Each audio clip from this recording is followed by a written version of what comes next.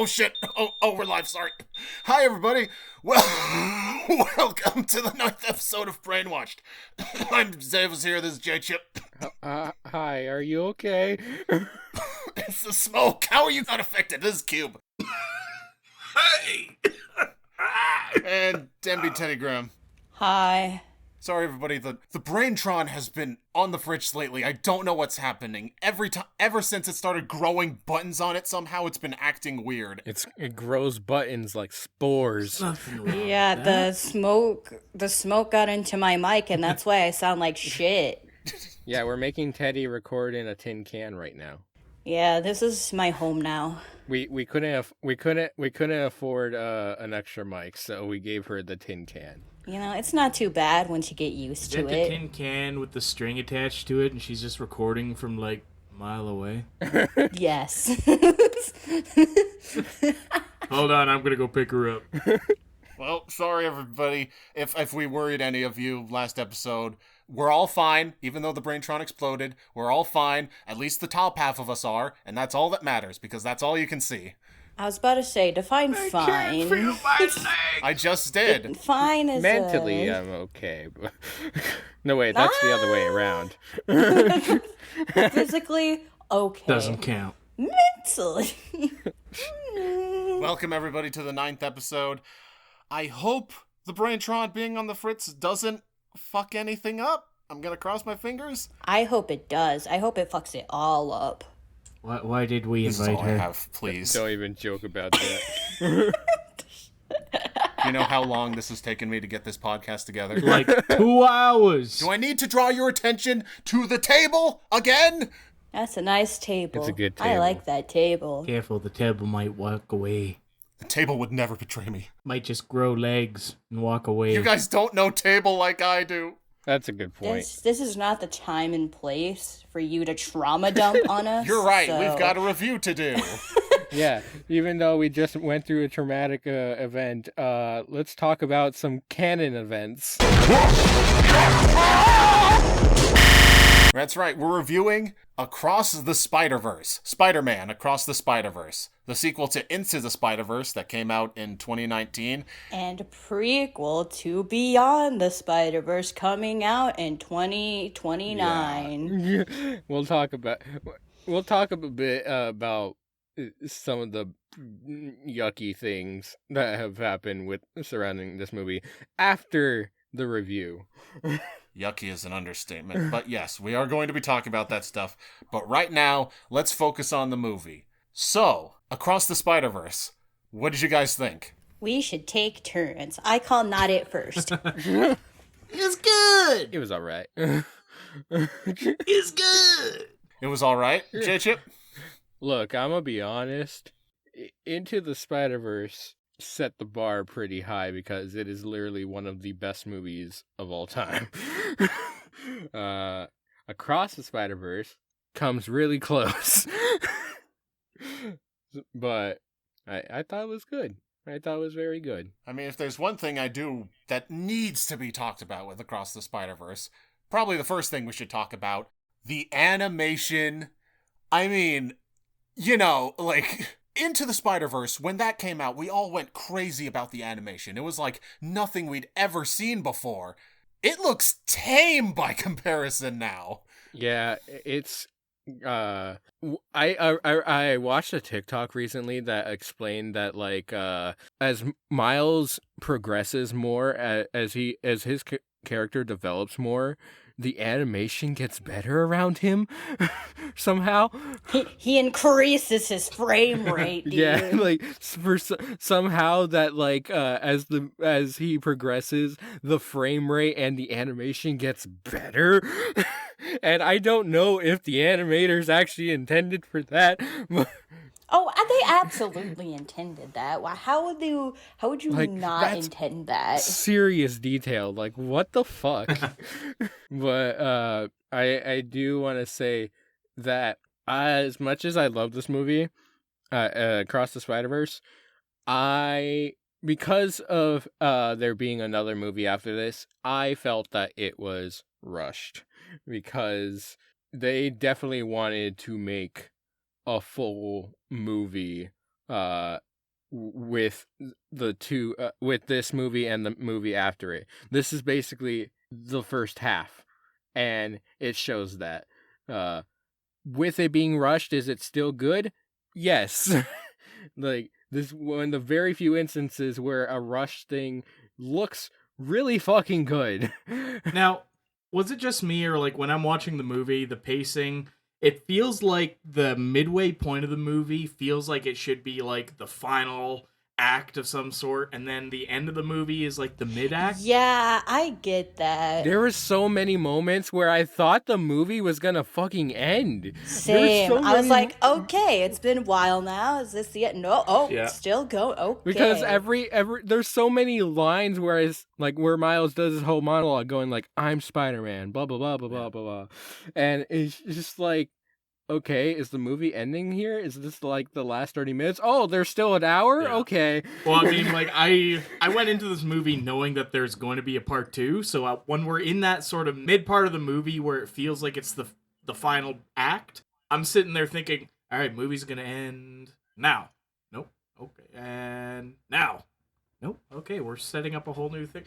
And now. Nope, we're gonna keep going. Yeah. I was doing the same thing, and then at the very end of the movie, when it was like to be continued, someone in the back of my theater just screamed, "Are you Oh my serious?" god. You had one of those nerds in your fucking theater? Oh no. It was so funny, dude. And you know what? I don't blame that person at all. Okay, I gotta ask though, because I had to go see this movie twice. The first viewing, when Miles is transported to Earth 42, the wrong home, how long did it take for you guys to figure out, click, oh, he's not in the right universe? Because it took me to the point... literally until the reveal. Yeah. No, I'm stupid, and I can't catch on. It's like, after watching it the second time, I noticed everything. It's like, like, oh my God. until Uncle Aaron was like, I'm not the Prowler, he is. And I was like, oh! I didn't I didn't realize it until they showed the mural. I was like, oh, okay. Wait, hang on. When they showed the mirror, they literally stated before then, he's in the wrong universe. It took you till after? They revealed Uncle Aaron? Oh no, he must still be in the same universe. My brain was processing. It's like you wait to the end credits and go, oh, he was in the wrong universe. Well, I think my brain was like thinking like, oh, there was some weird time travel bullshit that happened. Instead of like, oh, he's in the right universe, he just changed the canon event, so now it's wrong. And I was like, oh no, he's Can we talk about my new favorite Spider-Man real quick? Peter parked car. Best Spider-Man. I want to know ever. what his canon event is. Dude, his Uncle Ben's died. His Uncle Mercedes-Benz. Yeah. Uncle Ben's. Damn it. His uncle's Mercedes-Benz got in a car accident. Jesus Christ. God damn it. It's so good, dude. Also, did you guys hear too, they've released multiple different versions of the movie? I have, and from what I've seen, I got the cooler version, so suck it, losers. But apparently they've released versions with slight differences. Like, there's a part where Ben Reilly is choking out Miles, and one line will either be, I'm now choking you with my well-defined bicep, and then it's a completely different line in another cut. When we first got announcement of this film, we were talking that all the Spider-Man that are gonna be in the movie, that could be in the movie, it went fucking more insane than I ever thought it would. Yeah. Speaking of the last time we talked about Spider-Verse, Cube, you were right. I was pretty dang like, close. You were totally right. I theorized that the whole reason the Spider Society didn't want him being part of it is the fact that the spider that bit him came from a different universe. And I wasn't very far off. I totally forgot you even said that. Holy shit. Yeah. Now, because I had just rewatched the previous movie the night before we did that podcast, and that was a note I made. It's like, that spider is not from this universe. Speaking of the spider, I did not think that. I thought the villain of this would be just Miguel O'Hara. I thought it would be Spider-Man 2099. Have you guys seen all the people down bad for Spot? Dude. There was a video of someone measuring what his PP size would be. Yeah. Dude, what's insane is that like this is a redemption for the character, because in the comics he's just a joke throwaway character. He's a villain of the week. The villain character. of the week. Which is a joke they make in the movie. Yeah, they gave him a whole thing to be like an actually big villain. It is not an easy thing to turn a complete joke villain into an actual threatening villain who's actually scary, but they managed it. Mm-hmm. I mean, It is so good. I mean, when you think about it, how can they not? His powers is portals.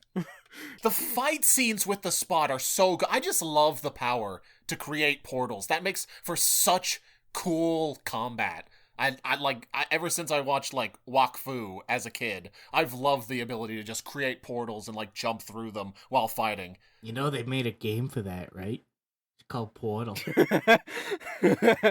They also made a PvP with portals, but I don't think anyone plays it anymore. I think it's called Splitgate or something like that. So speaking of the Spot, I feel like Cube, you're the only one who's going to get this joke. What is it with the multiverse and bagels?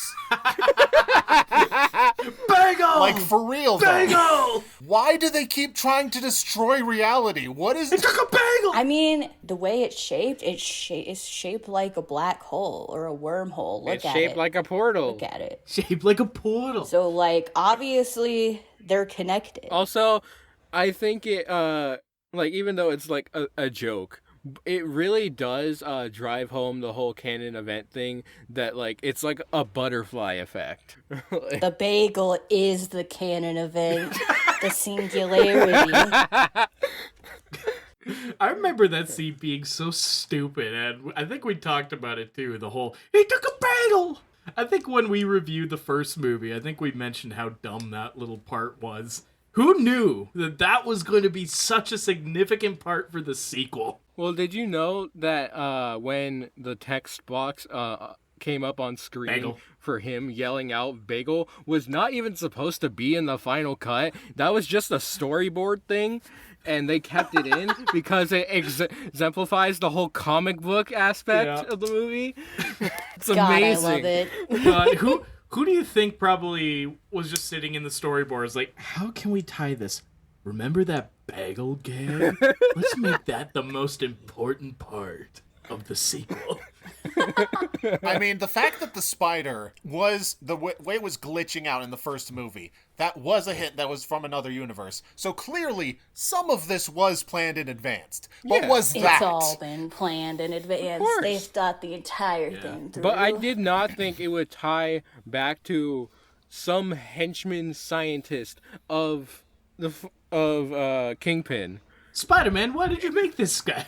Spider-Man, why'd you make that guy? You made me. Spider-Man, why'd you make this guy? I love how that's another example of how nobody is taking the Spot seriously at first, where he has this really dramatic line of, I made you into a hero. You made me into this. And it is immediately followed up with Spider-Man, why'd you that. make this guy? I think it makes sense. Anyway, there's another character that I do want to talk about. And, like, the Spot is one of my favorites. Probably my favorite in this movie. But my other favorite... Spider-Cat. No, that guy's probably my favorite. It's between him and Spider-Punk. Yes. I was about to say, I thought we were going to talk about I Spider-Punk. love Hobie. Taking a dump on society, I salute you. I love Hobie so much. For anyone who knows this, I hate to say it, but every time Hobie talked, all I could think of was Jagged Stone from Miraculous Ladybug. And It's the British. it's the same accent. It's the same, like, tone of voice. And I hate it. So I found a tweet from one of the guys that worked on the movie who did the animation for Hobie. And every character kind of has their own animation rule set. Like Miles and the main cast, they all generally get animated on 2s. The rules for Hobie. The body is on 3s. The offset to the vest is on 3s, but sometimes delayed by a frame or 2. Guitar is on 4s. The outline is on 2s. Only when he is moving should he remain static when he's held still. And cutouts around the guitar. However, all these rules are still bendable because Hobie likes to remain inconsistent.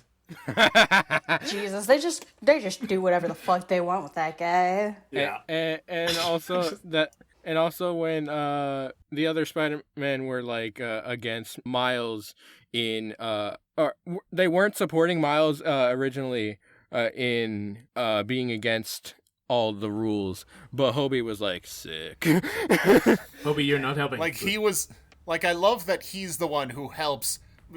The palm thing, like, use the palms. Like, I love how he's the one who helps Miles escape, because he's just that anti-authority.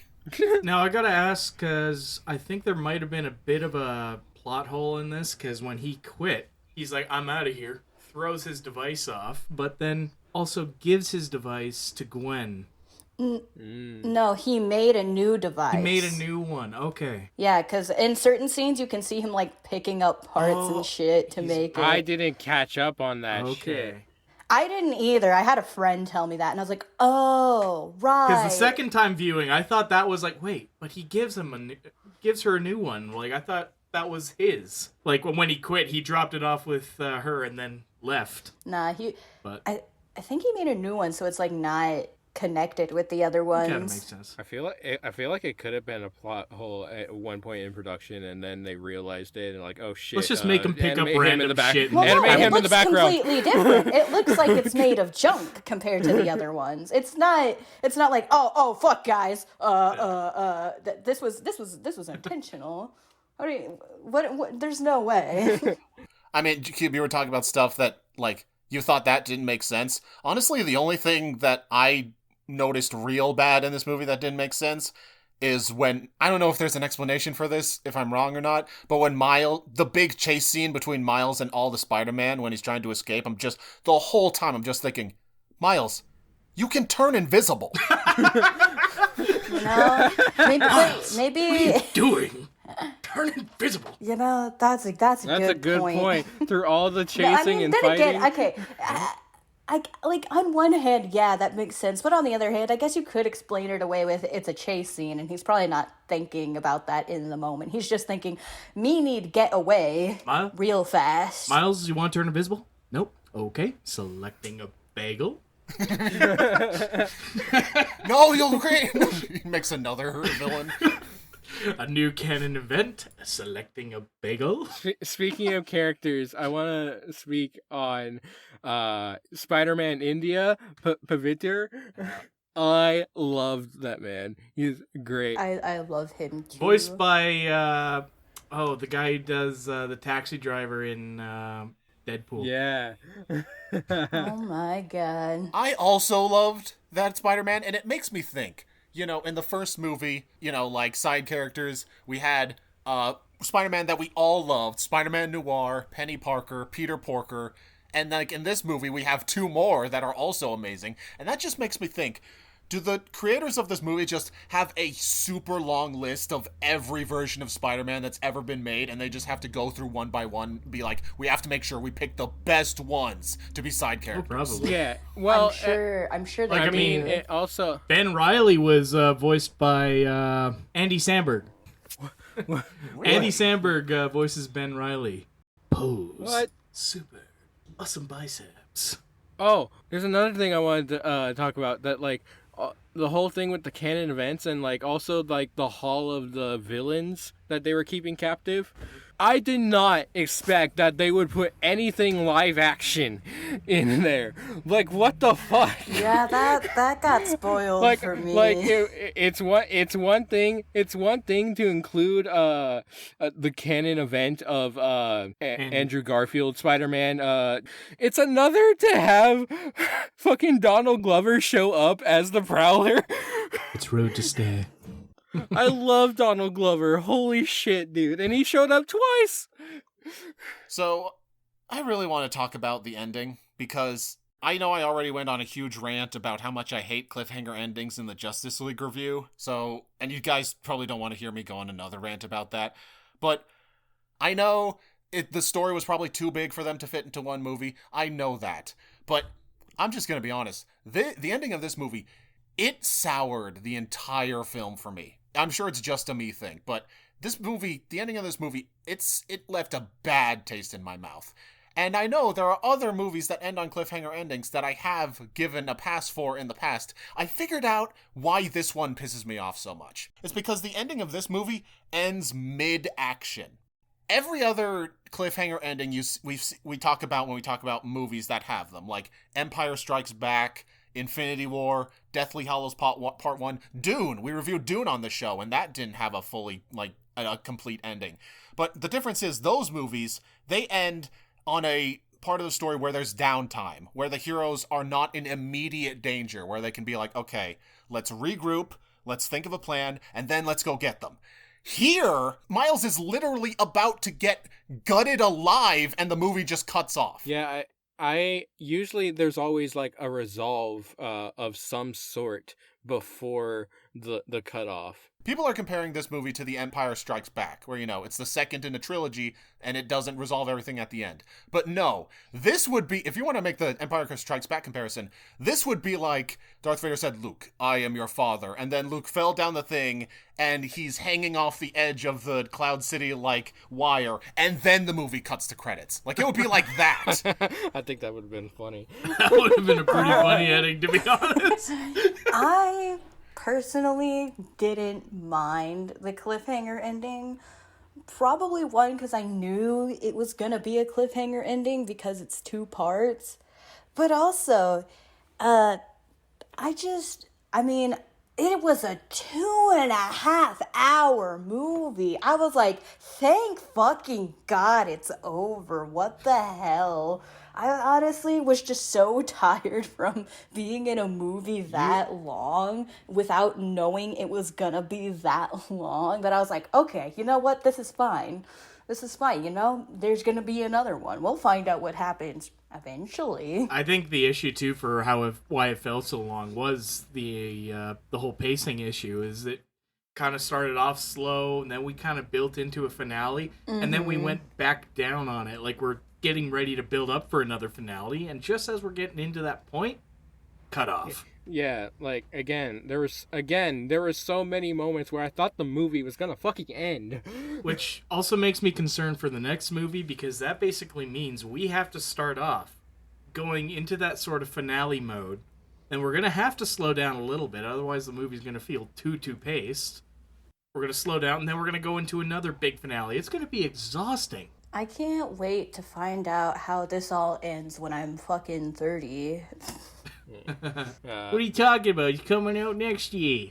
Yeah. I do want to before we talk about that, I do want to say, at the end where you can see that Penny is assembling a team of specific Spider-Man. Shut up. That she's assembling a team of specific Spider-Man to go fix the whole thing with Miles. And not only does it show the new characters like Kobe and Paviter, it shows the Spider-Man from the previous movie.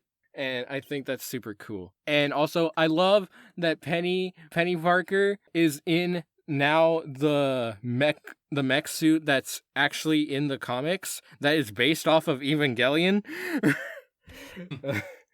I think that's super fucking cool. Yeah. Also, I want to take appreciation that the Lego scene was animated by a 14-year-old.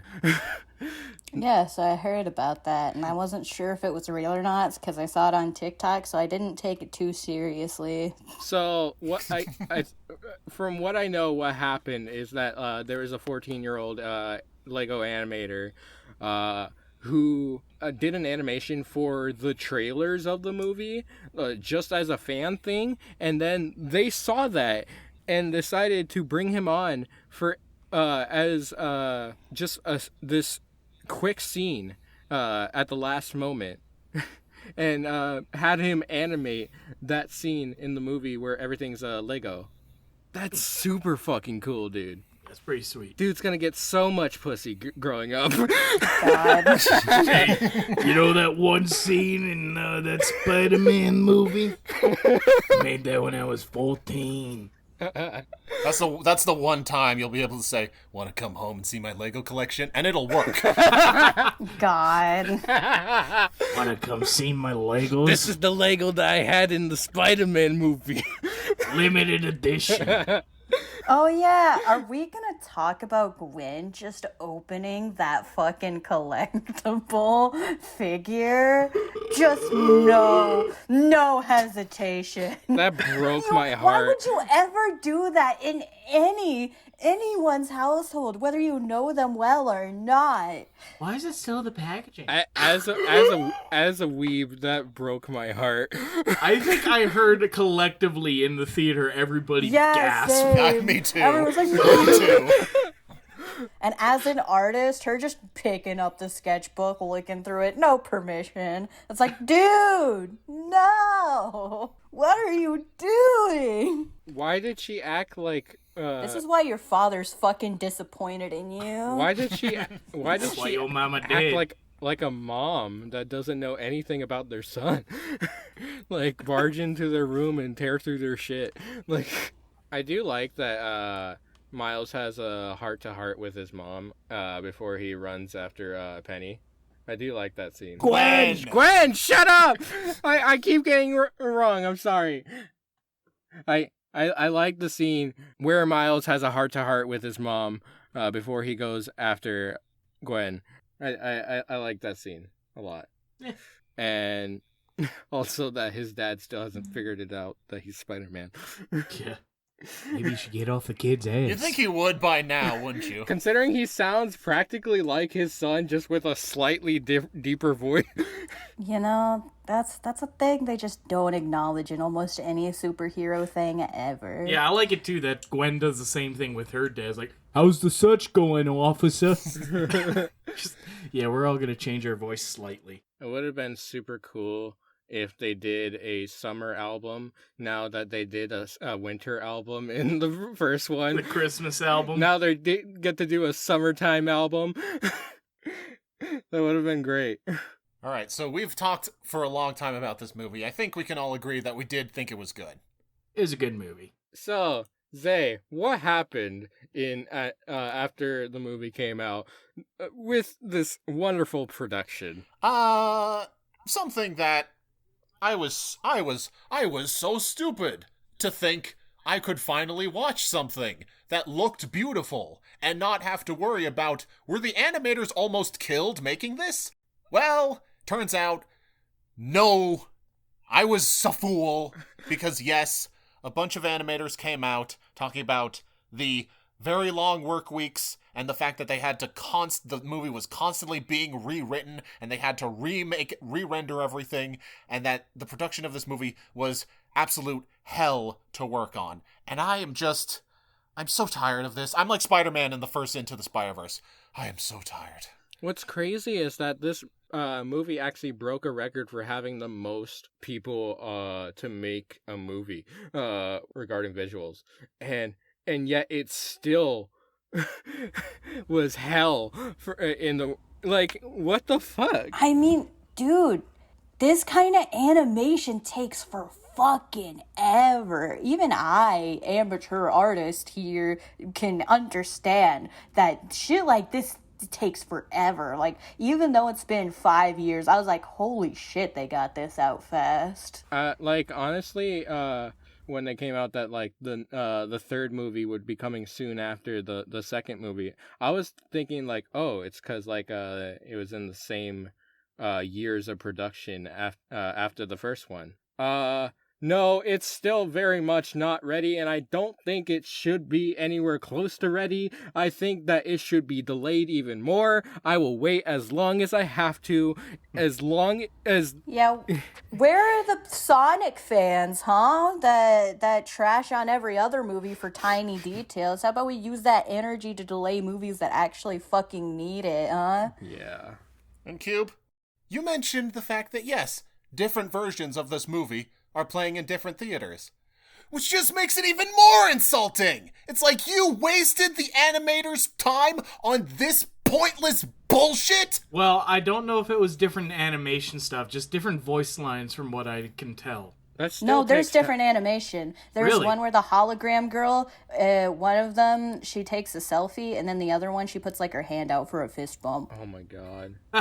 So yes, no, there is animation differences as well. I want to believe that, like, those differences is that, like, the animators were working on different takes like that just by themselves, and then the film producers were like, let's throw this one in, but we'll keep this other one in for a different version of the release.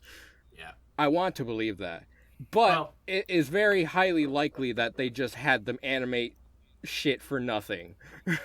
So, I don't even know if it's worth saying, because I know nobody is going to do this, but don't see the third movie. Don't support this awful treatment of employees. No, well, I don't think we should say that. I think we should just encourage the fact that, like, it's okay to wait for a movie. It's okay to wait for a game. It is okay I think the to message wait. we should spread to the studios is more like, we don't need it by March of next year. We could wait. Yeah. Like, we've said this about Pokemon, Zay. We've said this so many times about Pokemon. It is okay to wait. And have they ever listened? No, but they don't. They won't. And not seeing it will just make them think that the animators did a bad job, not that they did anything wrong. They're like, we just didn't market it, I guess. Yeah, this is Sony making this shit. You think Sony's gonna give a shit? Multi-billion-dollar corporations, they're not gonna listen. They're not gonna think they're ever at fault. Zay knows better than everyone that Sony screws people over. Yeah, I do. So the problem is, there's literally nothing we can do as working class citizens. Unfortunately. But yeah, I think we've talked enough about that. It's something you've all heard before. I don't want it to be like, well, if it still came out good, then why does anyone care? I care about morality. But yeah, I want the second movie to take its time. I want Sony to and whoever to just look at all the outrage and criticism and actually take it seriously, just a little bit. But yeah. Yeah, but probably not gonna happen. So don't get your hopes up. Speaking of companies not taking anything, let's talk about Disney. Segue. Whoa. All right, here we go. I was going to say speaking of animated films, but let's do the mean one. Speaking of kids. Yeah. Speaking of kids. All right, we're going to review another animated film. Go! Elemental by Pixar. See you later, J. What? Chip. I never heard of this movie. Yeah, I disappear into the distance because I'm the only one that hasn't J. seen Chip it. slowly walks out. I'm just gonna listen and let you guys talk. You're gonna say some funny stuff. Your commentary is still important. I'll talk about how the marketing for this movie was garbage. That the marketing was fucking terrible. That that this movie could have done better if the marketing was better. I went to go see this movie yesterday, and there was only me and my girlfriend that went to actually see it on a Friday night. Like, I am really fucking tired of Disney screwing over Pixar, but you know what? I fucking love Pixar, and I will always be there to support them. now I gotta ask, did anybody else get the little Up short at the beginning? Yes, I did. That was adorable. It was cute. I wish they would have gone further with the whole, like, him contemplating about, like, is it right for him to start dating again, whether he feels like he's betraying his wife. I feel like they could have gone more. I'm not saying make this whole short a bummer, but it's just like they could have pushed it further than they did. Yeah. It's Pixar. They love making beautiful artsy shit. I'm just saying. But it was Doug. Yes. All right. But Teddy, do you have? Smell her backward side. I was about to ask Teddy. Do you have anything you wanted to say about that short? That's it. Okay, good. All right. All right. Elemental. Smell her backside. So, as always, I'm going to ask you guys what'd you think before I give my thoughts. I thought it was a great movie. J-Chick didn't see the movie. You silly. Kelly. I personally, I enjoyed the movie.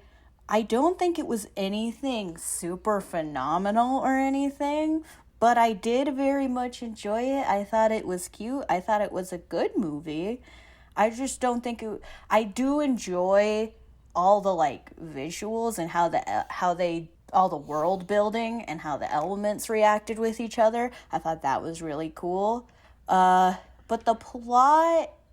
I like the plot. I just don't think there's anything, like, super special to write home about story-wise, in my opinion. Yeah, no, I totally agree. That's actually the thing that I was going to say, well, first of all, I agree. Cute is the optimal word I would use to describe this movie. This movie was cute. The biggest problem, I think, with this movie is that it's really nothing you haven't seen before. Both in, like, regular films and just, like, animated films. Because it's, like... So the premise of the movie is that all these different elements are alive and they live in Element City, where all the elements live together.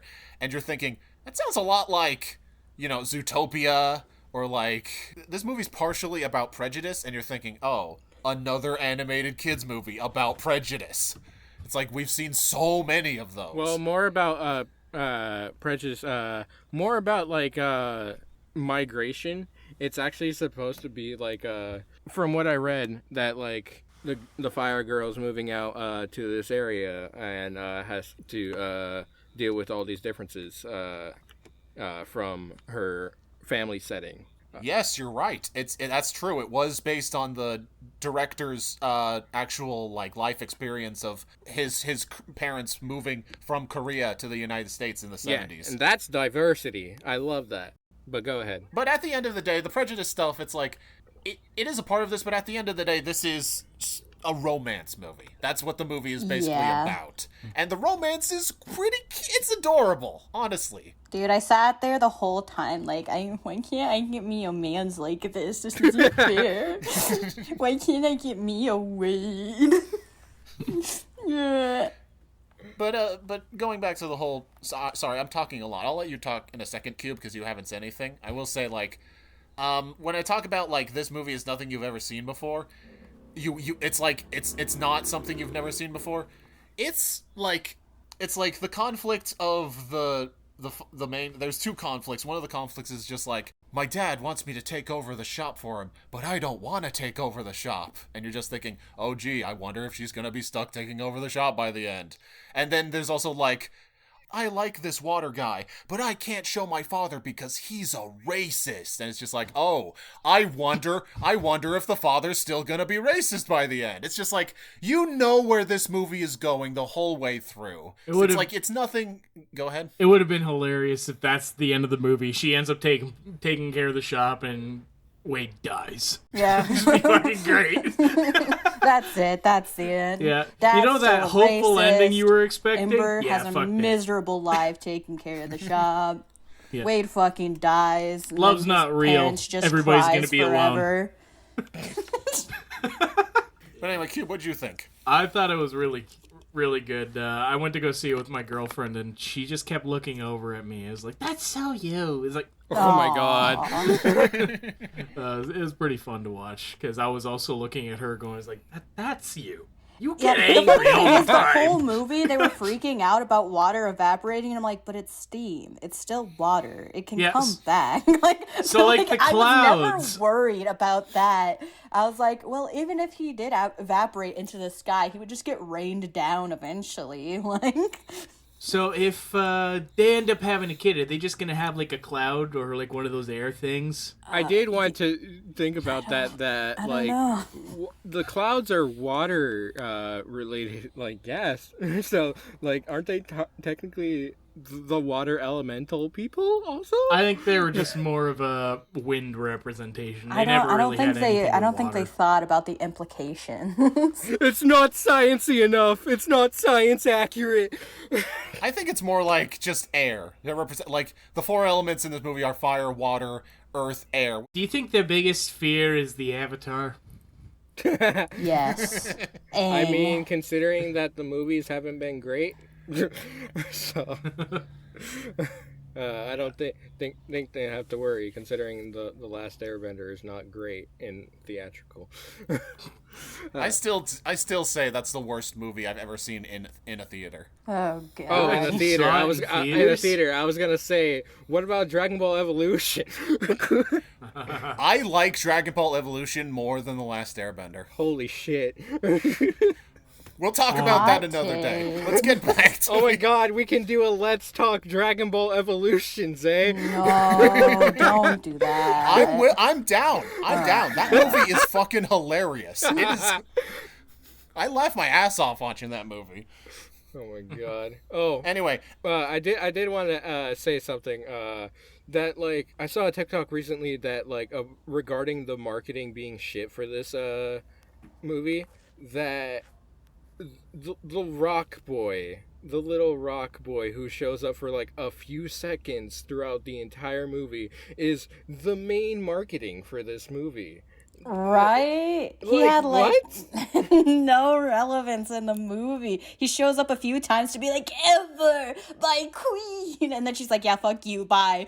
Like- That's his only role in the movie. that is his role. She's not I exaggerating. feel like at I've all. been that kid once before, though. Just like having to crush at somebody and they just keep blowing you off. It's like, oh, why would you do? Like, I was honestly wondering what the point of him in the movie was, and I'm pretty sure his only point is that they needed more Earth representation, because it's the only element Right. that gets kind of shafted. and also for the comedy, of course. Yeah. But I'm like, a man. Dad. I just We need something for the plushies I and the just- merchandise. I just hate that, like, that's what the marketing was for. This little simp. Like, The little simp. He's gonna get his own fucking Pixar short in the future. Oh, he absolutely will. He's gonna like be going through freaking plant Earth puberty. Yeah, and he's gonna be like, I can't stop growing flowers. and Disney's gonna market it as, like, you remember this character from this movie that showed up for, like, a few seconds? Well, he's on his own little adventure now. Also, I got a question, because their little specialty that they make are these like fire coals where they're taking sticks and shoving them down into coals.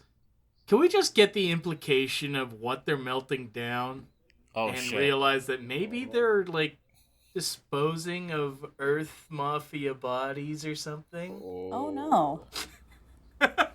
Oh no. The Earth Mafia, they send all the people that they don't want. They want silence, and I then mean, they shove from what them I down remember, into coals. it's the dirt that's alive, not the plants on them. There's trees on them, though. Well, sentient. I guess the plants would still be technically alive. I have an explanation. Cube. We see in the movie that there are water people, and then there's just ordinary water. So I'm sure Yeah. there are tree people, and then they're just ordinary trees. So how does that work in our town? Okay, because it's like there's people, and then there's just ordinary people. Dude, there's sentient people and then there's fucking NPCs. There's NPCs. It's like how Mickey is an anthropomorphic mouse, and yet he owns a dog, and Goofy is a dog. Yep. You know, some things you just don't question. Some things you just don't think too hard about because everything falls apart. It's like trying to watch Cars and trying to explain anything about how that works. Hey, the animation was pretty in this movie. Yeah. So like I remember when Finding Dory came out. They talked about how hard Hank the octopus was to animate because he had no skeleton to him.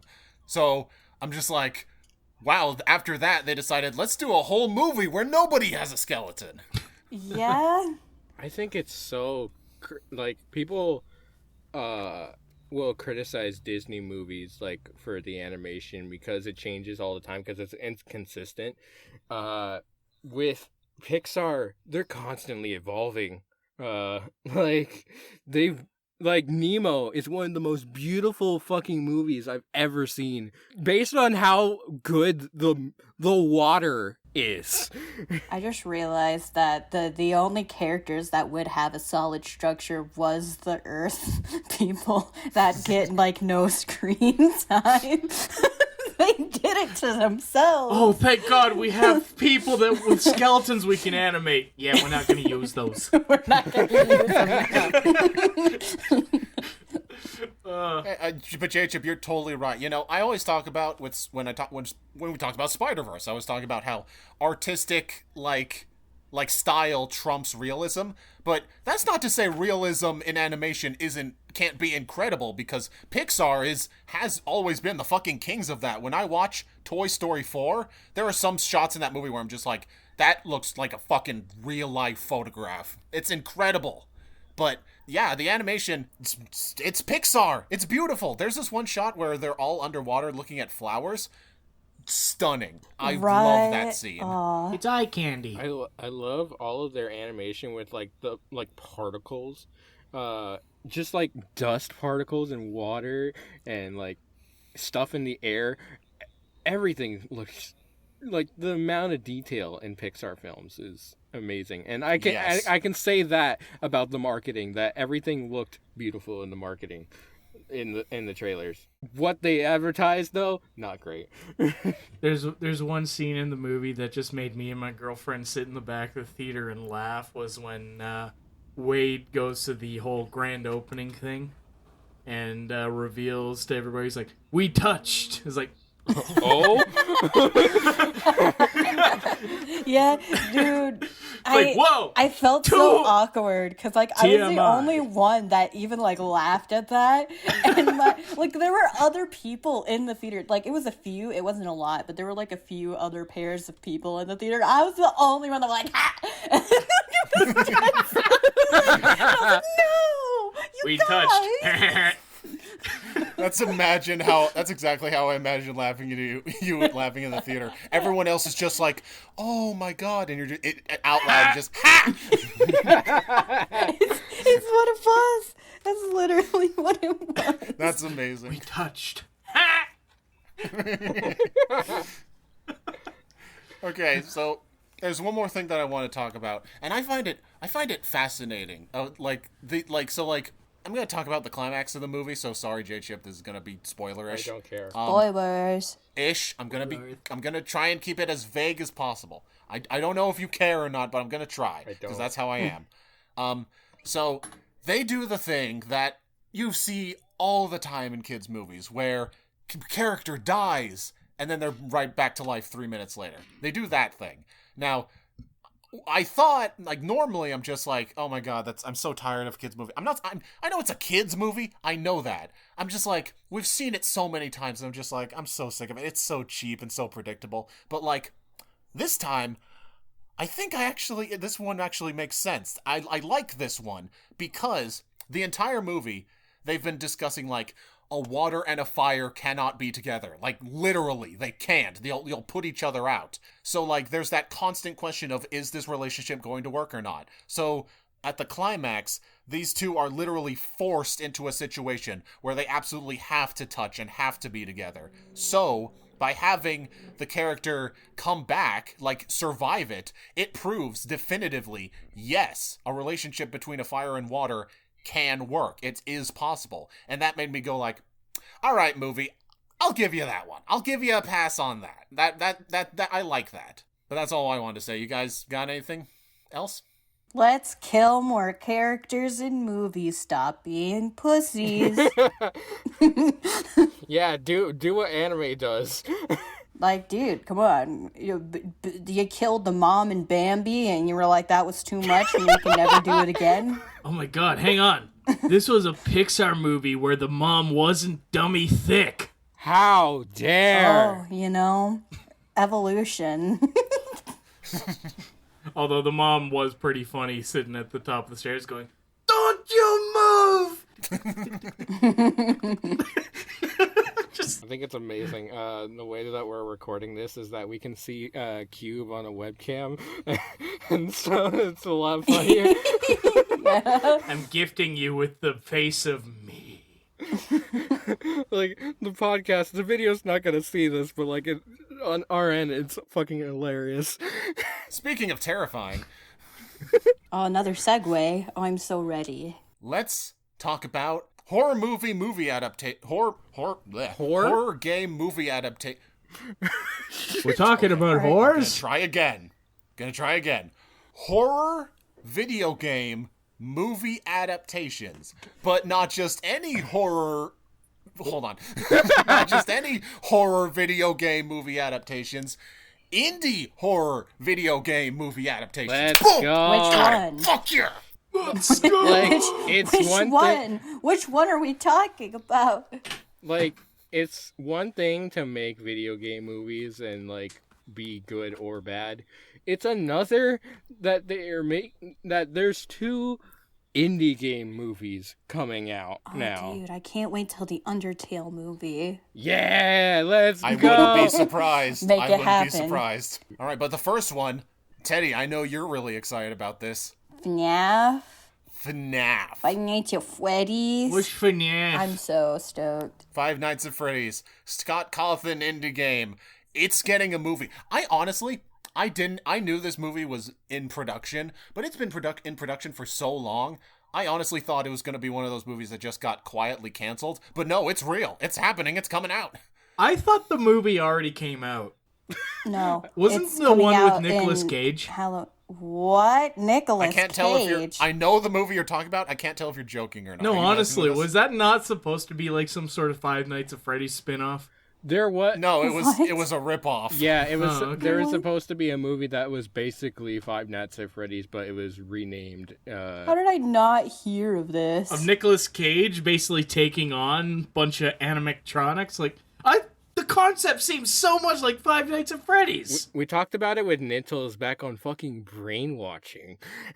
Willy's Wonderland. Was that the name of the movie? Yes, it was.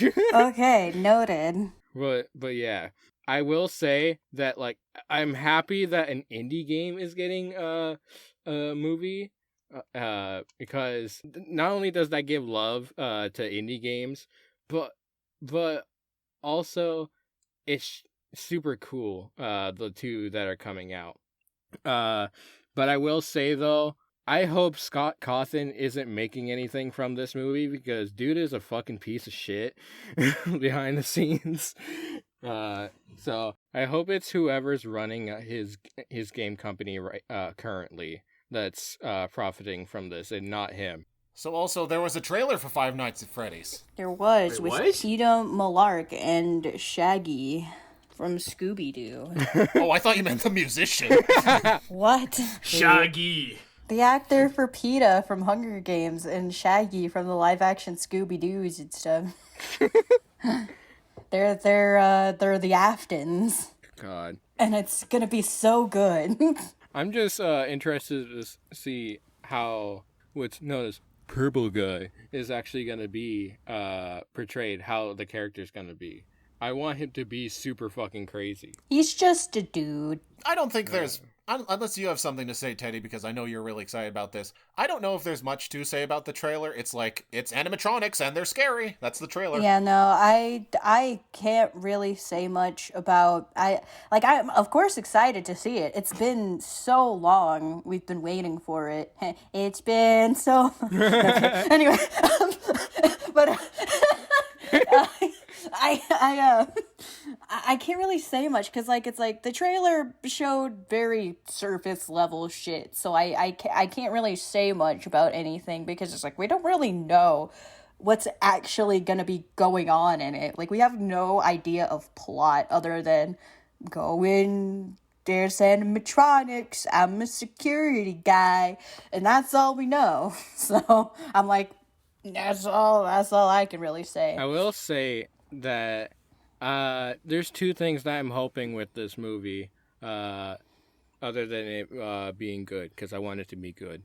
One, I want a Markiplier cameo somehow. Everyone wants there. I feel like it's very likely. If not Mark, then Jack. I don't care. The way Markiplier's been acting about the whole thing, I think it's very likely he at least has a voice cameo in it, bare minimum. You cannot exclude the king. Just of Five Nights at Freddy's.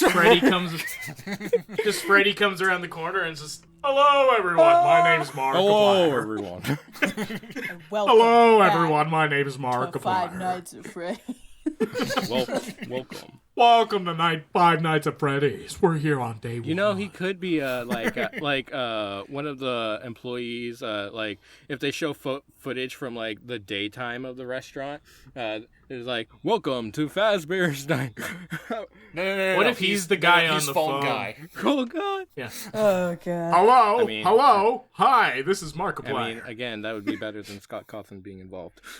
Actually, a great little nod to Mark would be if like the security guard just sitting in the office killing time. He's on his phone and he's watching Markiplier. He's watching Markiplier. like that would actually be kind of funny. Not break the fourth wall enough to like that it's showing that he's playing Five Nights at Freddy's, but just some random Markiplier footage on his phone. Right? Yeah. Oh my God. No, dude, tie-in. It's his video where he's playing Iron Lung. Bam, marketing. Connecting the two movies. Holy shit. Yeah. Damn, they should hire us for this shit. Right? We're so good. God damn. But the second thing I want from this movie is I hope for the music of the movie that they at least get one of the many people that have made FNAF songs on for one of the tracks. I would love that. Perhaps. Because there's so many bangers. We wouldn't know yet because they're probably under NDA. I want one of them to be involved because there's so many good FNAF songs, and like if they just made an original for the movie, that would be amazing. Also, yeah, Markiplier's making a movie. Let's also talk about that. Iron Lung. I don't think anyone saw this coming when he said he was making a movie. Yeah, I thought it was gonna be like something original, like me too. But it's like, oh, it's based on. And once again, I'm fine with it. Like because like once again, working off something that already exists is a lot easier than trying to come up with something completely original. And Bridging. It's his first actual movie, so you know it makes sense that he's going to start off with something that's a bit easier to handle from the get-go. I do get that. It's just I was kind of disappointed with the announcement for two reasons. Because one, you're right. It's easier to adapt something that already exists than to come up with something original. But Markiplier has proven that he is capable of making amazing stuff that is original. Oh yeah. So yeah, but it's a huge difference between choose your own adventure and like a solid like movie format, because you can't just use different branches. You have to stick with one thing. Yeah, true. But my other reason was disappointed. Maybe it's just because I haven't played the game, but when it was revealed, I was just like, really? Iron Lung? Of all the great indie games, that one? I'm interested to see what he does with it, because it is so difficult to make an hour and a half in the same very small setting work. So I'm interested to see. Have any of you seen his Iron Lung playthrough? I had it playing in the background while I was doing stuff on Genshin Impact. A better game. Genshin. But yeah, I think it's definitely ambitious, but that's saying something with Markiplier. So like that's Markiplier's whole shtick is that he's super ambitious. So I think it's going to be good. I'm not going to knock it till we see at least another trailer that would actually show, people, a person, him. Yeah. Any sort of anything other than just, look, guys, it's a submarine. Like, I know he's going to be in the movie himself in some way. I don't know if he's going to be the main character. God, if he's the main character, that's a shit ton of work. It's like, yes, I'm going to direct this, star in it. That is very him, though. I'm going to write it, direct it, star in it. I did watch a live stream where he talked about his experience making the movie, and he did briefly mention that, like, so we did a scene where they said, you should really use a stunt double for this, and he was just like, no, I got it, and he, like, it hurt really bad. That's He just wants to see if his body can take it. He's not a masochist. Of course the king of Five Nights at Freddy's can take it. But, like, of course he gets the hate comments like, oh, it's just another YouTuber making a movie. Like, of course, that's the end goal. That's the end goal for people that make films on YouTube, that make anything to do with a camera on YouTube. They want to make a film. Like, yeah, I don't know how much we can really talk about Iron Lung considering we only have the small trailer where it's like, the game. Oh, now it's a movie set. Yeah, I think it's gonna be good, but I'm not gonna totally judge it until the next trailer comes out. Yeah, same. I want it's Markiplier. I think it's gonna be good, but I reserve my full opinion till I see more. Well, if anything, it's just cool that indie games are getting a chance to be made into movies. Yes. That's just cool. Yeah. Indie games, they're getting a lot more love now. And that games in general are getting good movie adaptations. Despite what Zay thinks. But anyways. Zay's opinion doesn't matter on the Mario movie. We've been over this. Okay? His opinion doesn't matter about Sonic, so... It's not valid. Okay? If it's negative, it's incorrect. Speaking of Zay's opinion, it's time for the 300-second Superhost News Discussion Ranting Theory Opinion Hype Skepticism Lightning Round! Oh no! Oh boy. Woo. Alright, Cube, it's okay. I'm gonna go first. Is that cool? Okay. Alright. For mine, I'm doing another review. We're doing a lot of reviews this episode. I'm going to review Asteroid City, the new Wes Anderson film. I actually just saw it today. Oh. Like, before we started this podcast. I went to movies and saw it. So, Wes Anderson, he's a director known for making incredible movies. Is this another incredible movie? Maybe. I didn't understand it at all. I mean, I understood the plot. It's just the main character and his family end up in Asteroid City. And, like, it's dealing with them. Like, they just lost their mother/wife. And it just follows them as they interact with the rest of the town. And this place is called Asteroid City for a reason. Because an asteroid struck there. And there's this space festival going on. It's basically like a fair where you show off a bunch of space stuff that people have made, and then something happens. I'm not going to reveal what, but something happens, and they get stuck there. The reason... That sounds simple, right? Real simple. I didn't mention one important thing. This is not a movie. This is a play. What? Okay. Yes. The movie opens with Bryan Cranston in a suit, talking straight at the camera, saying, "The city you're about to see is not real. The characters are not real. This is a production of the play, Asteroid City, that we are about to perform to you." And the film cuts between real life, where the play is happening, and Asteroid City, the play itself.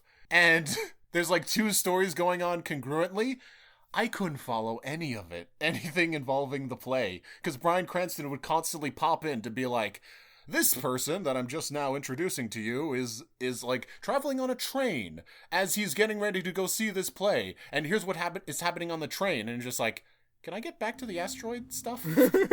Like the Bro, space just stuff? go watch the play at that point. Fucking what? Dude, imagine if someone did that in any other movie. They just stopped in and like, you see, this moment can be explained by... God. There's literally I a bet part... some movies would benefit from that, but... Deadpool. There is literally a part where one of the characters of the film just says, "I don't understand what's going on," and then walks off set. I feel like, J-Chip, if that happened for you in Spider-Verse, you know, At this point, you can tell Miles is not in his regular universe. You would have found out a lot faster. I did You know? want to mention this that during the Spider-Verse review. I'm sorry. That I thought it was super cool how they put little comic things in the bubbles in the corners explaining certain context. I thought that was super cool. Like. Now, that would have been better if it was Bryan Cranston walking on screen going, so Hammerspace is actually... Just the whole thing stops. Now, Hammerspace. But from what I did understand about this movie, it's Wes Anderson, and you know that man has a style all his own. And man, it's just cool to see. I know film, like, theorists and, like, you know, professionals in the field have taken the time to deconstruct all of Wes Anderson's movies and be like, oh, his style is very deliberate and every single shot has so much meaning in it. And I'm just like, it looks pretty. I think the characters that they spend time with, because there are so many characters in this movie. So many. It's literally like the entire town. Everybody plays some sort of part. And I think the characters that they do focus on, I like them. Especially, I think my favorite parts of this movie, there's this field trip of students just coming in and they're making a stop, and the teacher, these kids and this teacher are fucking hilarious. They have such a hilarious back and forth, and I love them. That whole part. You know, normally I like to give credit to actors when I can, but everybody in this movie acts the same way, where they just stare straight forward and talk like this the whole time. My favorite actor in this movie is honestly Steve Carell, because I think he's the only character in this whole movie who smiles. I really don't want to get into spoilers, but this movie uses stop-motion animation, and it's beautiful. I know Wes Anderson loves his stop-motion animation because he did Isle of Dogs and stuff like that. And man, it's so pretty and so expressive and so hilarious. I love all the stop-motion segments. But overall, I did not understand this movie at all. I walked out of this movie being like, I have no idea what I just watched. But it was pretty, and I like the characters, and yeah, that's my review. I'm sorry, that sucked. Let's move on. Would you rewatch it if it came out on a streaming service or whatever? Absolutely, because maybe this time I can get a better understanding of, like, the overall what's going on. Cool. All right. I still am debating on my topic, so Teddy, you want to talk about yours? All right, so I've been bored out of my mind lately, been needing something to watch. So I decided, you know, speaking of Steve Carell. Wow. How the turntables. I've decided to watch The Office because I've seen so many like TikTok clips of like at first when I heard people talk about The Office and I saw very small clips of The Office, I was like, this looks boring as fuck. Why would I watch that? But then like I got on TikTok for way too long in my life, and there's so many TikTok clips and like audios from The Office, and I was like, okay, you know, this actually seems like my cup of tea. Maybe I should give it a shot. And I remember a lot of people saying, oh, like the first season's really slow. It takes a while to get into it. And I was like, yeah, okay, well, at least I'm prepared for that. And then I watched the first season. I was like, what are they talking about? I love this. This is fucking... Now, are some of the jokes dated? Yeah. But other than that, I think... it's, you know, there's a reason it went on for so long, and I'm like, I've been enjoying it so far. And some of the jokes, I can't tell if it's supposed to be like a joke, or like if they're like if that is actually supposed to be a funny joke, or if like they're like, oh no, this was inappropriate and that's why it's funny, because it's not supposed to be funny. It's a little confusing at times because of how old it is, so I'm like, are they purposely making fun of gay people, or are they making fun of the fact that these people are making fun of gay people?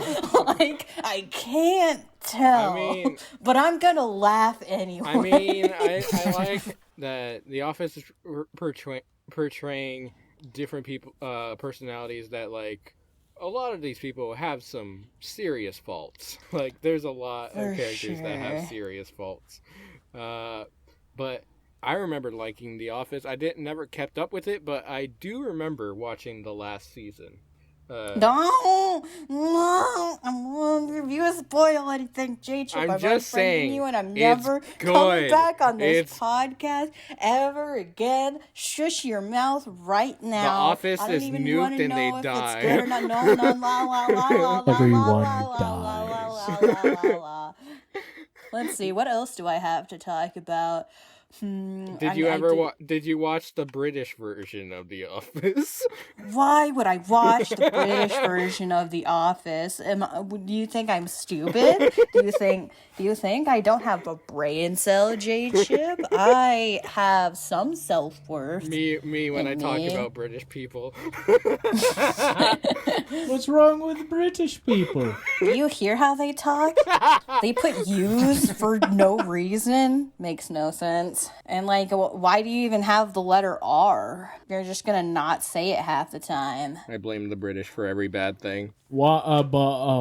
I'm genuinely just trying to think of what I was watching before I started The Office, because I know I started The Office because I finished something else, and I can't remember. Oh right, I finished You. I guess I could talk about You. I also finished that, and Right. I'm really disappointed with the recent season.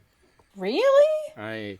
I thought it was going good for a bit, and then it just started dragging on.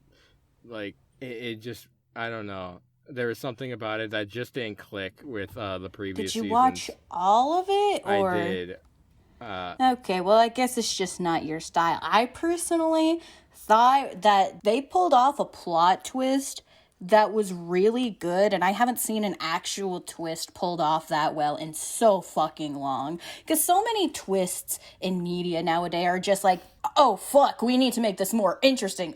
This guy was a villain, and it's like, whoa, you know. And it's been so overdone. It's so lazy, and I've hated twists in media for a long time now, because it's like they don't really set it up. But this one was set up so fucking well, and I was like, oh my god, that's so good. I don't want to say it because spoilers, but damn. It's a really good plot twist, and I'm so glad something had the fucking effort to actually make a good twist for the first time in fucking years. Yeah, I like that. You depicts a real life yandere. Yeah, I mean, that is the premise. It is interesting seeing the character arc over all 4 seasons. I'm hoping the next season is the last season, though, because I feel like after all of this character development, he needs to get a bad ending. Yeah. He needs to finally be fucking stopped. Everyone in You is a bad person, except practically. But yeah, nice double review, Teddy. J-Chip, it's your turn. Go, go, go. Go. Pokemon. We're going to review Pokemon. What this has to do with Pokemon is that last time we talked about Pokemon, that Ash was ending his saga, his era of being the protagonist, and how they announced the anime that was wrapping everything up with him, and how they were making a new anime with the new protagonist. And now I can say the new anime, pretty fucking good. The new anime is pretty good with the new characters. Everything's showcased really well, and also I love how they're presenting the Paldean characters.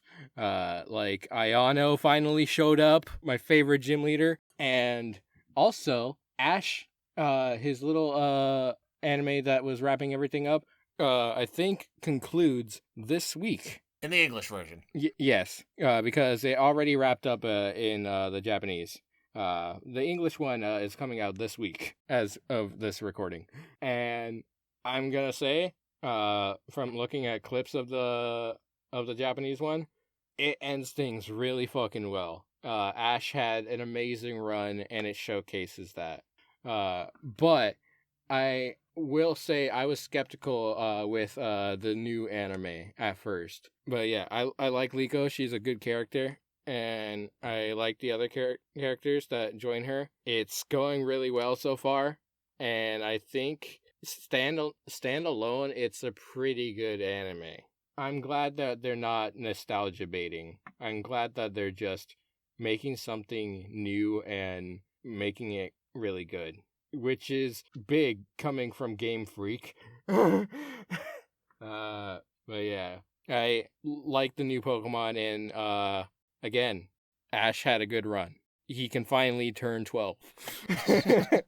You know, we briefly talked about that when we talked about this last time about Ash's age thing, and I feel like I'm the only one on the planet who's just like, who doesn't get it. Like, he's a cartoon character. It's like, we don't question why Bart is still 10 years old after 30 years, so I'm just like, what is it about Ash specifically that gets people, like, talking about this?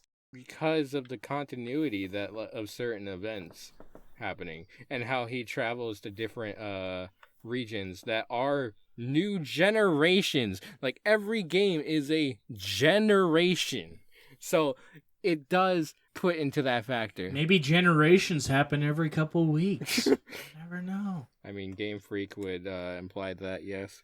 New Pokemon around the corner when you're not looking. But yeah, good shit coming out of Pokemon. I am looking forward to how they implement everything from Paldea, and also how they're gonna, because Pokemon does this. They show things from games that haven't even come out yet in the anime. Ho-Oh was shown in the original anime before Gen 3 was announced. Or Gen 2 was announced. So I think I'm looking forward to seeing how they do that, because that's happened plenty of times in Pokemon. Lucario, Ho-Oh, Lugia, like, so many Pokemon were shown in the anime before they were shown in the games. And I want them to be plot significant. But yeah, good shit coming out of Pokemon. All right, Cube. You're gonna hate me for this one. Then. All right, tell me what you got. You know, this is the lightning round. Everybody's allowed to talk about whatever they want, so hit me. I want to talk about The Flash. No. Okay, well, that was a Partially, really good podcast. I'm not everyone. talking Thank you about for like any of coming the by. good bits though, but I want to talk about how much it's kind of failed. Okay, that we can talk It fell about. off. I'll allow this. So, I mean, for the most part, I also want to mention that I was kind of excited for The Flash years ago. Oh yeah. Until all Yeah, this... we talked about it on this podcast. Yeah, we talked about Flashpoint. Yeah, well, just until like all this shit with Ezra Miller kind of came up, which is unfortunate. But I also want to mention that people have said, whoever have seen this movie, that it's a decent movie.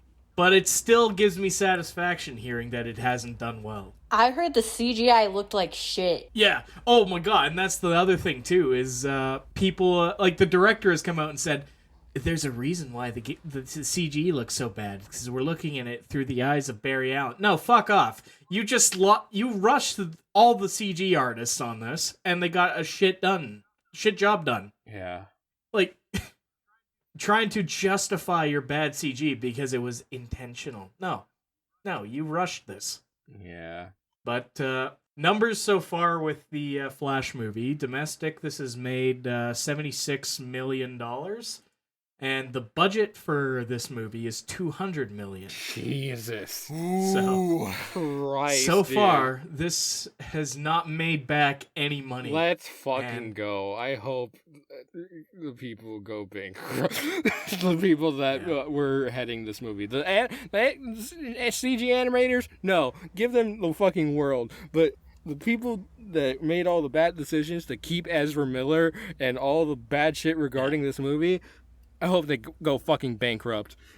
Now, I don't care. I don't know. Actually, heck, I don't even care if you guys care about spoilers for this movie. No. No. But I've seen some clips, and anybody remember way back when there were rumors that Nicolas Cage was going to play Superman? Oh my god, no, don't say it, man. It's all coming back to Nick They Cage. have Nicolas Cage in this movie as Oh Superman. my no, god. no, they did it. And No, it is terrible CG too. I swear, he wasn't actually in the movie. It must have been a deep fake. It looks terrible. They did. The guy, an meme. impressionist of Nicolas Cage.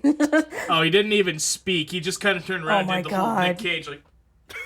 Oh, then it was absolutely a deep fake. No. Oh, that's terrible. But like he had like the long hair and everything. Like if you've ever seen old photos of Nicolas Cage in the Superman costume, that's what they did. Oh, that's Oh my that's fucking terrible. God. They also did some very distasteful stuff. Like they revived George Reeves as Superman, Christopher Reeve God. as Superman, and they're all using deepfakes, and it looks terrible. It's like, come on. Now remember, guys, don't hate watch the movie, and if you really want to, pirate it. That's another.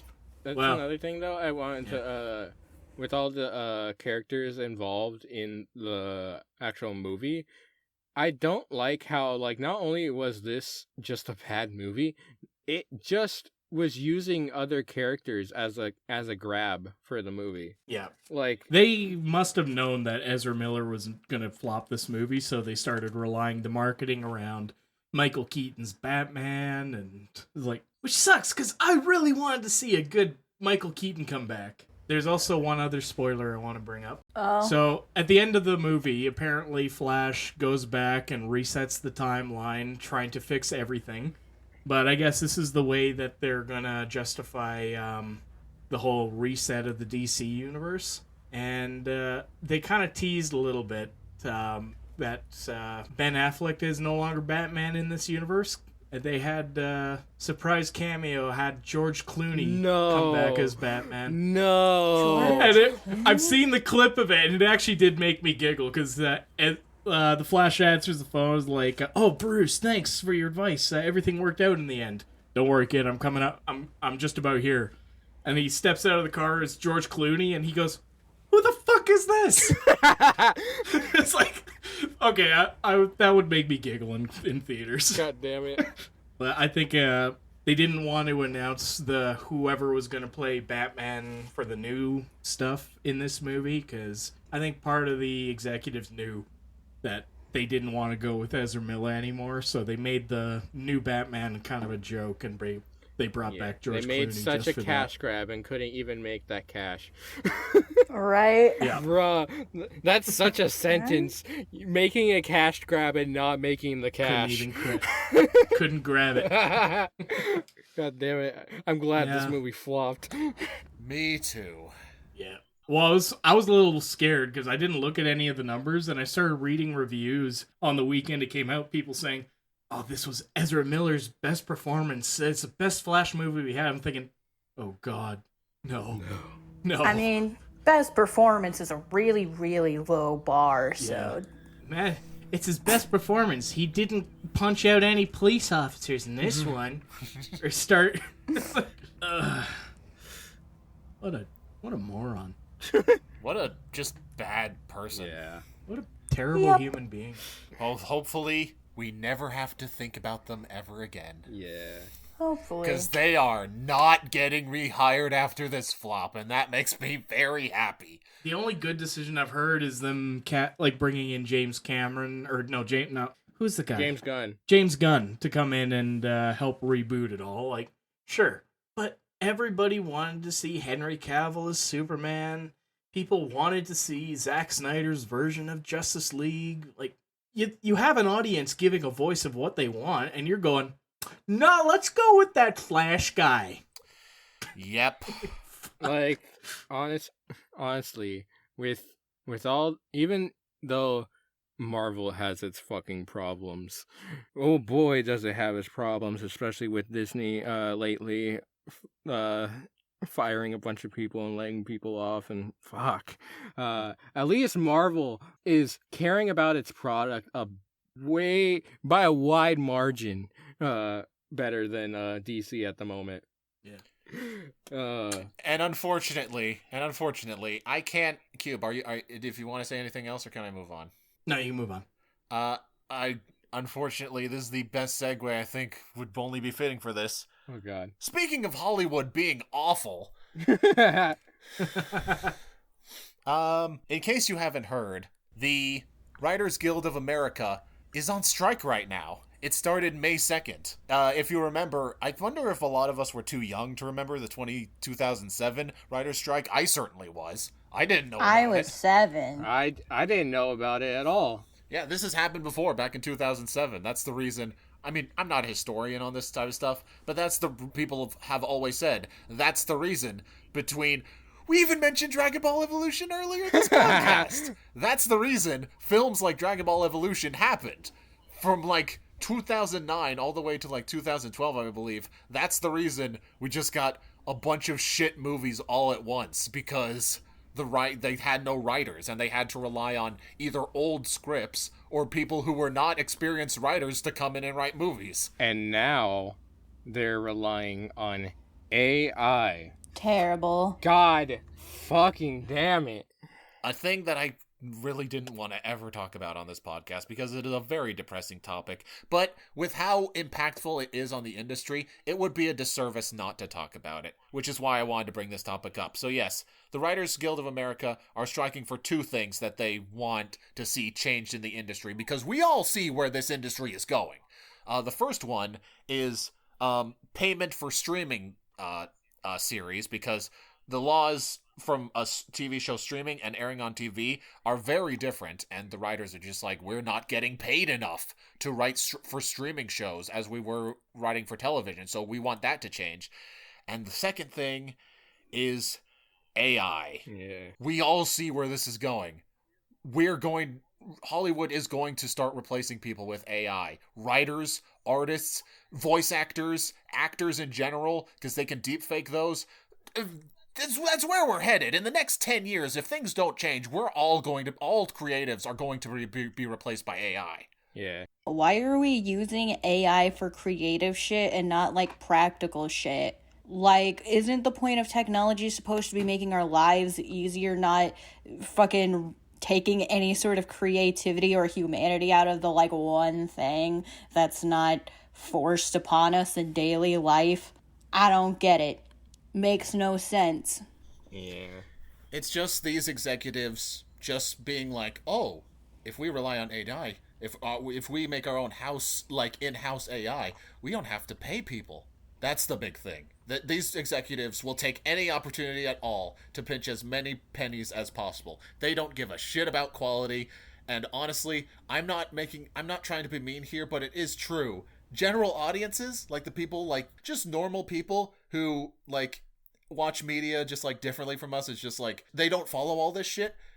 They don't care if it's being made by AI or not. They just want to be entertained. And there's nothing wrong with that. I understand that. But it's that what these executives are relying on, but people not caring. And that needs to change. There's another thing with AI being present in the entertainment industry that, animation AI, you said the thing that people aren't wanting to care about this, but at the same time, everything that has used AI for animation looks like ass. There's so many awful animations out there that are made entirely of AI that is trained off of copyrighted works that just looks straight ass. I think people can tell and that it's AI and that oh, this is garbage. I'm not gonna watch this. But with writing though, it's very tricky. It just pisses me off how many people are disregarding voice actors who are saying, hey, don't use these AIs that are literally taking our voice. And then, people in fandoms are still just taking it. And even though it's for shit posts, it's still dude, they literally express that don't fucking do this. I mean, how would you feel if someone randomly took your voice and used it to make fucking porn? That's terrible. Yeah. And yet people just don't fucking care. They don't stop because they're 14 and they don't give a shit. I was gonna say especially not the porn that takes voice roles away from them. Dan Green can't be in more hentai.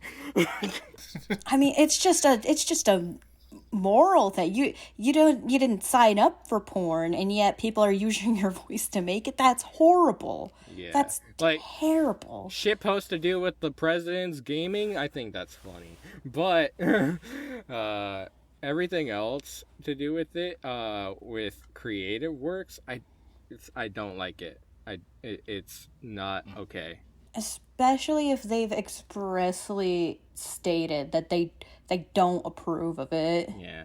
Cube, you've been very quiet. What's your thoughts on all this? Well, I definitely think AI is definitely being pushed into creative roles where it really shouldn't be. Like, I mean, did you guys hear that the intro for Yep. Secret Invasion. Secret Invasion is all done in AI? Like, that's stupid. Like, why can't we have an actual artist make a decent intro? I have heard an interesting theory about that, though, saying that they wanted to, as the episodes progress, we slowly move out of AI so we can slowly start introducing humanity back into the intro, which would be a cool concept. That's giving them too much credit. Nobody's going to be. That's giving them way too much credit if they're going to think about doing that. Like, trust me, I don't like being the doom and gloom about shit. I really don't, because I've always been the one who's saying, like, guys, humanity has been around for thousands of years. We've been through so much awful shit. We'll be fine. But this AI thing, it's like you said, J-Chip, it looks like shit. AI art does look like shit, you're right. And AI voices, you can very easily tell that those are AI voices. They're missing that bit of humanity that makes them, authentic. But the technology is only going to get better and better as time goes on. Eventually, you're not going to be able to tell the difference. What's sad about the voice acting one is that there was a voice actor that was actually sponsored and backing a voice AI service, and he was caveating it that his voice was one of the ones that can be used, in addition to all of his coworkers that were totally against it. So he is blacklisted from a lot of places now, a lot of studios now, because there's so many voice talent that are against it that he's worked with in the past that he has ruined his reputation now. Now, I want to just bring this up because I think there's only really one case where I find that AI has really helped some voice performance, which for me, that is the voice of Darth Vader. Yes. Because in the Kenobi series, that was completely AI generated to sound like James Earl Jones, assisted with the help of James Earl Jones, who also blessed it as well. So, I mean, it helps preserve, like, if you're doing it for a character, like, I find that was a great example of how you can preserve this character. Like, I mean, James Earl Jones is almost in his 90s. Like, I hate to say, he ain't gonna be around too much longer. And if we want to ever hear, like, the legacy... I fully support these writers. I fully support these strikes. Regulated, people need to be informed, and just all the shit I always say. Employees first, product second. And even outside of the AI thing, they're fighting for fair wages because writers are not paid very well. Be good people. Bye-bye.